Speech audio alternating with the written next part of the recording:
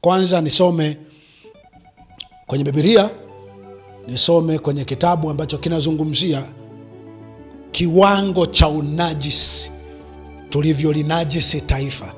Lakini pia moja kwa moja kitabu na mstari huo mmoja umetoa na jibu pia, namna na sadaka ya kuitoa, fidia ya kutoa ili tulitakase taifa letu. Agano la Kale hilo, atakaye comment, yoyote atakayeona amecomment Agano la Kale hilo, ujue kwanza ni sehemu ya wauaji, ni sehemu ya mnufaika wa wauaji. Siasikilize mpaka mwisho, aona Agano Jipya pia inasemaje, dhambi ya uuaji inafutikaga kwa njia gani.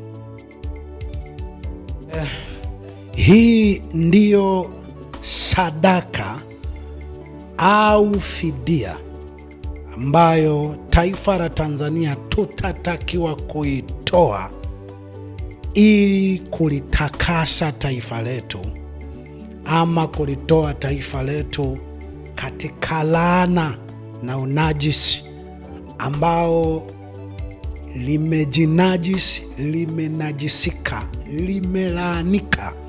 Laana na unajisi vilivyotokana na mauaji ya muda mrefu, lakini hasa makubwa na kihistoria ya kuanzia tarehe 29, 30, 31 na utekaji wa kihistoria ulioendelea hasa kwa miaka ya karibuni. Na hapa nataka nikuonyeshe sadaka, fidia ambayo tukiitoa hiyo tunatoka kwenye laana hiyo. Sasa fidia na sadaka hiyo ninaisoma kwenye Biblia. Najua kuna wale mnaosemaga kwamba sisi hatuamini Biblia. Sasa nataka nikwambie, kusema huamini Biblia, inawezekana kuna Biblia na matatizo, lakini kuna mambo ambayo ilichorwa ni njia. Kwa mfano, ukiambiwa hii ni bahari ya Hindi, hii ni bahari, wewe ukasema mimi siamini bahari, natembea tu, utaona tu.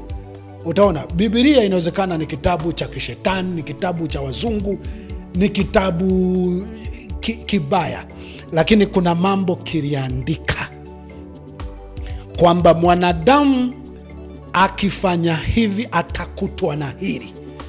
Mwanadamu akifanya hili ili atoke kwenye hatari na hasara na ubaya, afanye hili. Usipofanya utakuja kujua kwamba Biblia ni moja kati ya vitabu vyenye ramani ambayo utakayeifuata ilikokuambia utaumia, wewe juu utaumia. Utakayefuata kule ilikokuambia usiende huku utaumia, wewe ukasema naenda tu, utaumia. Na yale maandiko watu watasoma na kusema mbona maandiko hapa yalimwambia huyu, mbona mhubiri aliongea kwamba tukipita hapa mbele tunaumia? Kwa nini hakusikilizwa? Alisoma Biblia hii ikikwambia pita hapa mbele ni salama, ukapita, utaona kutakavyokuwa salama. Sasa tufanye hivi, wewe uiamini, una kitabu chako pengine cha Qur'an, na pengine akijaandika haya yanayosoma, ingawa haya yanayosoma hapa kwenye moyo wako yameandikwa, na wewe unajua kabisa sadaka pekee ambayo tungetoa, fidia pekee ambayo tungetoa kwa ambao wameuliwa ndugu zao, kwa ambao tumeuliwa ndugu zetu, fidia pekee na sadaka pekee tungetoa ili kulitakasa taifa, tulitakasa kabisa nje na hapo limenajisika, limelaanika. Ni hii inayoenda kusoma hapa. Qurani zimeandika hili jambo, zinalijua, ndo sadaka pekee, ndo fidia pekee tutaka kutoa. Wewe ambayo huamini kitabu chochote, kwenye moyo wako limeandikwa, na hakuna namna taifa litatoka kwenye unajisi huu, kwenye laana hii, isipokuwa moyo wako unakwambia kweli kabisa, fidia pekee na sadaka pekee tutakayoitoa ni hii. Sadaka yenyewe ni sadaka gani? Kwanza nisome kwenye Biblia, nisome kwenye kitabu ambacho kinazungumzia kiwango cha unajisi, tulivyolinajisi taifa. lakini pia moja kwa moja kitabu na mstari huo mmoja umetoa na jibu pia, namna na sadaka ya kuitoa, fidia ya kutoa ili tulitakase taifa letu. Katika Hesabu sura 35 mstari wa 33 imeandikwa kusema, nao unisikilize, hivi hamtaitia unajisi nchi ambayo mwakaa, kwa kuwa damu huitia nchi unajisi, wala hapana sadaka itoshayo kwa ajili ya nchi kwa ajili ya damu iliyomwagwa ndani yake, isipokuwa ni damu ya huyo aliyeimwaga. Hapana sadaka ambayo inaweza ikaitakasa nchi, itoshayo kwa ajili ya kuitakasa nchi, isipokuwa ni damu ya huyo aliyeimwaga. Sasa utasema ni Agano la Kale, utasema hayawezekani. Kama taifa letu halitachukua hatua ya kwamba yeyote aliyehusika kumwaga damu za watu wasio na hatia, damu yake imwagwe. Jahazi liko katikati ya bahari, upepo ni mkali, ni nungwi, tena nungu ambayo usiku ni mbaya kuliko zote. Tuko nungwi, ni upepo mkali, ni mkondo wa upepo mkali katikati ya bahari.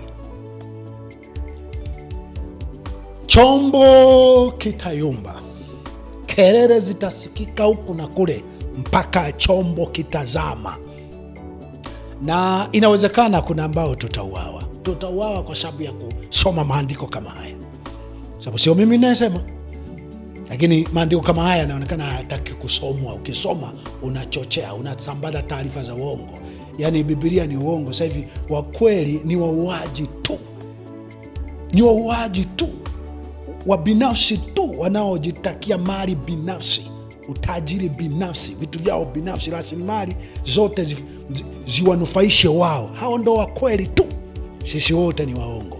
Biblia ni uongo. Ukisoma Biblia pale ambapo inazungumzia jibu itapatikana hapa, wewe unasambaza taarifa za uchochezi, wewe unasambaza taarifa za uongo, wewe ni muhaini. Inawezekana wahaini sisi, wachochezi sisi, waongo sisi, pamoja na Biblia tutachanwa, ila nakuhakikishia taifa litakuja kutulia wakitafutwa uzao. Na nimewambia kwa kadri tunavyochelewa sasa, watakaouawa hawatakuwa wale tu walioua watu, utatafutwa uzao wa walioua watu. Ngoja nikusomee, nianza haya maandiko ya Agano Jipya, Agano la Kale, alafu nitakusomea kwamba dhambi ya kuua ndio dhambi kubwa pekee ambayo hata ukisamehewa kwamba hautaingia kwenye jehanamu ya milele, malipo uliotakiwa kulipwa duniani ambayo na wewe ulitakiwa kuuawa, yenyewe hayaondolewi. Yani tubu unavyotubu. Nadhani unakumbuka kina Paulo akiwa Sauli alitubu, lakini kwa kuwa aliua wanafunzi, aliua akina Stefano, na yeye mwisho wa yote alikuja kuuawa pamoja na kutubu, kwa sababu imeandikwa hivi, tangu wakati wa Abili Mungu alimsamehe Kaini, alimsamehe na akamwekea muhuri kwamba kwa kweli atakayemuua Kaini nitamfanya hivi. Kaini aliuawa na Mungu aliona salama, kwa sababu atakayemwaga damu ya mwanadamu, damu yake huyo inatakiwa imwagwe na mwanadamu. Nikusomea andiko hili. Hiyo ndo sadaka pekee inakutisha, ni ngumu. Tulionya, mbona tulionya? Wewe uliyeko kwenye mfumo wa utawala, uliyeko CCM, uliyeko polisi, jiuzuru hiyo kazi, kama kwa sababu sasa inaonekana ni heri ule kande ule miogo, sababu inaonekana kama una backup mifumo miovu itakutumia kufanya mabaya. Si ulipenda kazi, si ulipenda posho na vimishahara na mali za dhuluma ambazo wakati mwingine wanakuacha ukadhulumu, ukaue, ukateke, ukapoteza, ukatese yoyote. Basi wewe amini, linalofuata taifa litatulia, jahazi litakuja kutulia, taifa litakuja kuwa salama. Wewe pia ndiye damu yako itakapokuja kumwagwa, ndio sadaka pekee ambayo italitakasa taifa. Katika Mwanzo sura ya 9 mstari wa 10 anasema, atakayemwaga damu ya mwanadamu, damu yake huyo itamwagwa na mwanadamu, maana kwa mfano wa Mungu alimfanya mwanadamu. Nimekusomea tu, taifa limenajisika, nchi yetu imenajisika. Yani wewe jua, unasema tugange yajayo, unasema tusonge mbele, yamepita, yamekwisha. Mtu sio kunguni, damu ya mtu sio kunguni. Damu ya Habili inalia mpaka leo, inapiga kelele mpaka leo. Kwa kitabu cha Ibrania kinasema mpaka leo damu ya Habili, mwanadamu wa kwanza kuzaliwa, wanadamu wa kwanza kuzaliwa, damu yao inalia mpaka leo. Ziwe damu za watoto wetu hawa juzi, damu za watoto wetu juzi. Tulionya na tunaonya. Inawezekana kwenye kabineti yenu mnajua ni kuua tena, ili tufukie, tufiche tuliowaua. Uliye na ndugu ambaye yuko kazini, ungemwambia jiuzuru sasa, kwa sababu kwa vyote vile atatumiwa tena na tena, atatumiwa tena na tena kuua. Kwa vyovyote vile anakuingiza na wewe. Chochote, posho yoyote mnayoipata, posho yoyote mnayoipata kwa mauaji hayo, na kuhakikishia vitawatokea puani. Uliye na dada, uliye na mdogo, uliye na kaka, uliye na mama, uliye na watoto, uliye na wazazi, na hasa ambaye kuna namna mnaendesha magari mazuri, mnalala, mnaishi kwenye nyumba nzuri, lakini wamo kwenye system na mfumo wa utawala huu wa damu. Mimi naambia mnalalia damu. Mlivyotunza kwenye friji ni damu. Viti mnavyokalia vizuri, mmekalia damu. Gari mnaloendesha, mmekaa ndani ya damu. Ofisi anayokalia baba yako, mjomba wako, kaka yako, mdogo wako, mzazi wako, amekalia damu. Na usipomsii na hata ikiwezekana kumkana kama Nabali alivyokataliwa na mkewe kwa sababu ya kufanya jambo la hovyo, Abigaili alivyomkana Nabali, na mwisho wa siku Nabali akauawa, akaondoka. Abigaili akaendelea kuwa salama kwenye nyumba ya mfalme. Na kwa si utazama pamoja na Sauli. Moja ya kosa la Jonathan ni amejua baba yake ni mbaya. Moja ya kosa la Jonathan, ameshajua baba yake ni mbaya. Jonathan hataki kumkana baba yake kabisa. Anyway, Daudi hakuwa na kisasi na Jonathan, lakini Jonathan alikufa mstari wa mbele pamoja na baba yake kwa laana ya baba yake. Katika Samueli wa kwanza sura ya 15 kuanzia mstari wa 33 mpaka wakati naitamka hii ikawa inakuja wa Korintio wa 13 mpaka wa 10 na baba Petro Station. Katika Samueli wa kwanza sura ya 15 mstari wa 33 nasema, lakini Samueli akamjibu, kama upanga wako ulivyofanya wanawake kufiwa na watoto wao vivyo hivyo. Mama yako atafiwa miongoni mwa wanawake. Basi Samueli akamkata Agagi vipande mbele za Bwana huko Gilgal. Na kusomea tu haya, njia pekee ya kulitakasa taifa la Tanzania ni hiyo. Kila aliyeua, aliyehusika kuua watu pasipo na hatia,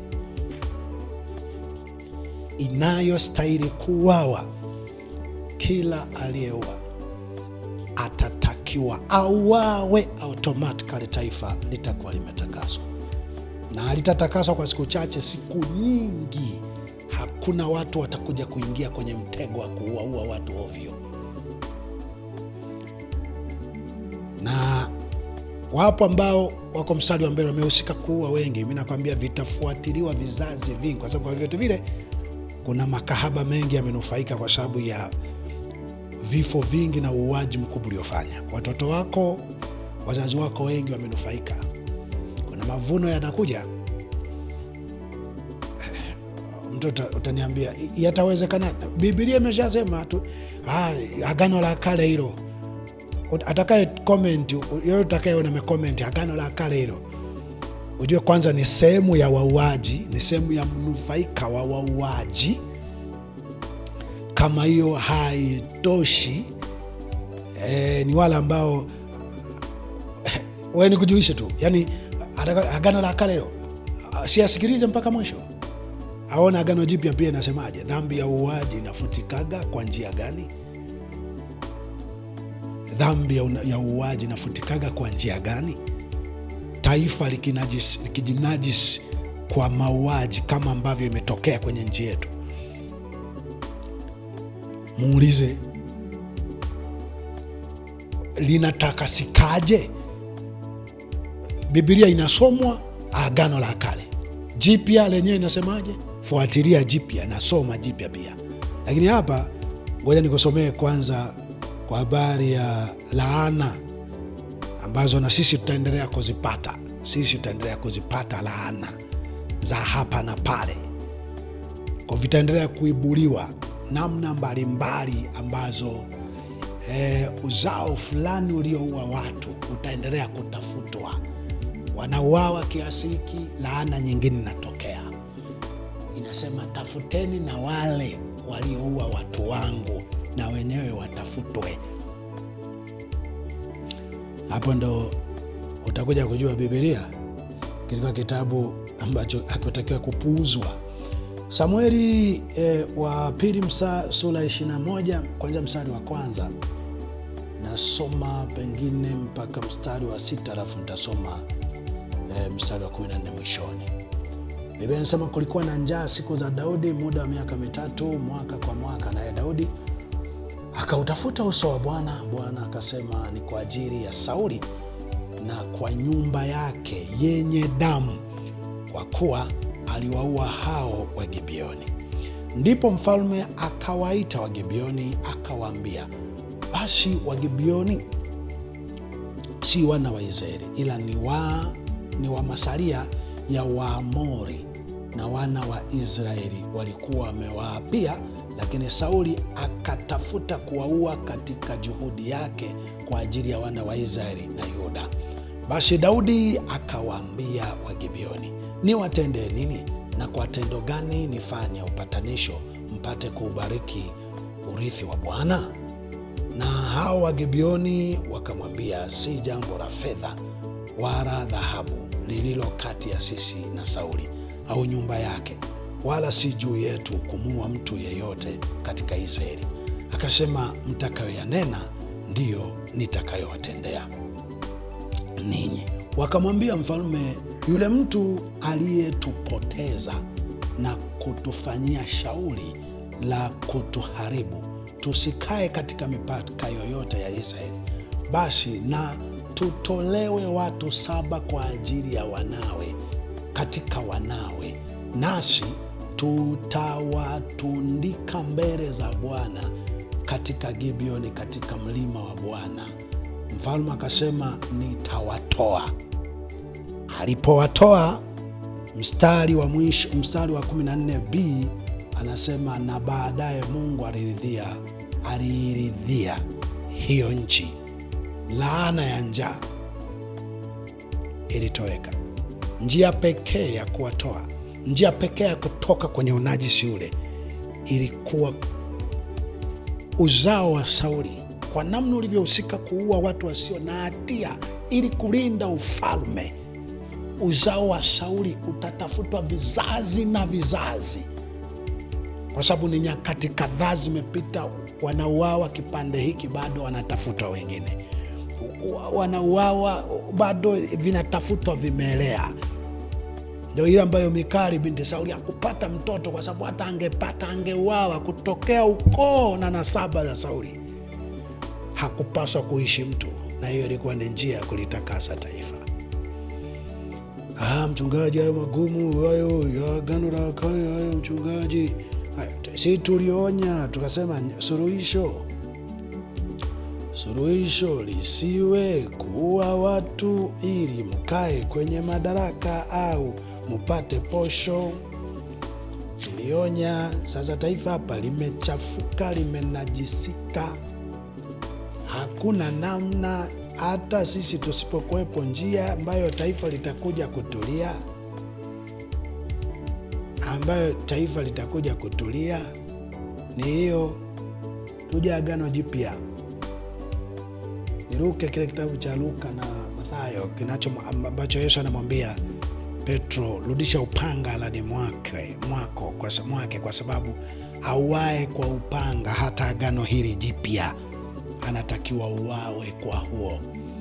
Tumalizie Ufunuo 13 mstari wa 10 au nianzie 9. Mtu akiwa na sikio na asikie. Mtu akichukua mateka atachukuliwa mateka, na mtu akiua kwa upanga atauawa kwa upanga. Hapo ndipo penye subira na imani ya watakatifu. Usiue. Dhambi kubwa kuliko zote ambazo hata ukisamehewa jehanamu ya milele, adhabu ya duniani hapa haiondolewagi, ni kuua mtu. Sasa mupo mnaosema hatukupanga kuua, tujikuta tu kazi inataka kufanya hivyo. Hakuna kazi inayotaka ambayo hakuna mkataba uliingia ulikwambia utaenda kufanya kinyume cha sheria na mkataba, kwa sababu utakuwa kwenye hatari ya wewe kufa. Uliingia mkataba wa kutekeleza majukumu kwa mujibu wa sheria. Kama mtu ni mhalifu, wewe ni askari, ulitakiwa kumkamata na kumshtaki kwamba nimemkamata mtu huyu akiwa anafanya uhalifu, sio wewe kumuua. Vinginevyo au anakabiliana na wewe kwa kuhatarisha uhai wako wewe kwa risasi, kwa silaha sawa na hiyo ulionayo wewe. Huyo ndio unaweza ukamuua. Aliyekaa ndani anaangalia mpira, anaenda sokoni kwenda kununua kitu, huyo ndio unamuua. Unasema tumeagizwa. Bacho utakiona kile ambacho Shadraka, Meshaki na Abednego walipokosekana kutupa kwenye moto, walipotupwa kwenye moto, wale waliokuwa na watupa walikuwa wa kwanza kulaluliwa na moto, vimbelembele. Hapo ndipo nchi yetu ilipo, na kuitakasa na kuitoa kwenye unajisi ni wewe tu. Unatakiwa damu yako imwagwe. Na nani ataimwaga? Nimalizie hapo. Nani ataimwaga damu yako? Ni akina Mbarikiwa tutamwaga damu yako? Jibu ni hapana. Jibu ni hapana. Katika kitabu cha Samueli ni kuonyeshe nani ataimwaga damu yako. Nani ataimwaga damu yako? Katika kitabu cha Samueli wa kwanza sura 24. Sura 24 nianzia mstari wa 12. Sasa Bwana atuamue mimi na wewe, na Bwana nilipizie kisasi changu kwako, lakini mkono wangu hautakuwa juu yako. Kama vile walivyosema watu wa kale katika mithali yao, katika waovu hutoka uovu, ila mkono wangu hautakuwa juu yako. Na mfalme wa Israeli ametoka ili kumfuatia nani? Unamwinda nani? Ni kumwinda mbwa mfu au kiroboto? Basi Bwana na atuamue, akatuhukumu mimi na wewe, akaone, akanitetee, akanitetee neno langu, akaniokoe na mkono wako. Lakini pointi kubwa, kama vile walivyosema watu wa kale katika mithali yao, wakisema katika waovu hutoka uovu, ila mkono wangu hautakuwa juu yako. Nani atakuja kulipiza kisasi, kuwaua wote mlioua watu? Jibu, Mungu atamwinua mwovu katika nyie, atalipiza kisasi, na huyo ndiye atatumika kulitakasa taifa.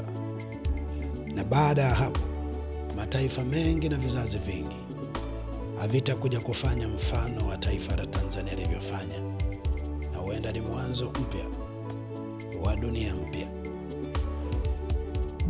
Asante, na huenda utakuja kuwa ndio mwanzo mpya wa dunia mpya ambayo kilio, huzuni na maombolezo havitasikiwa tena katika dunia.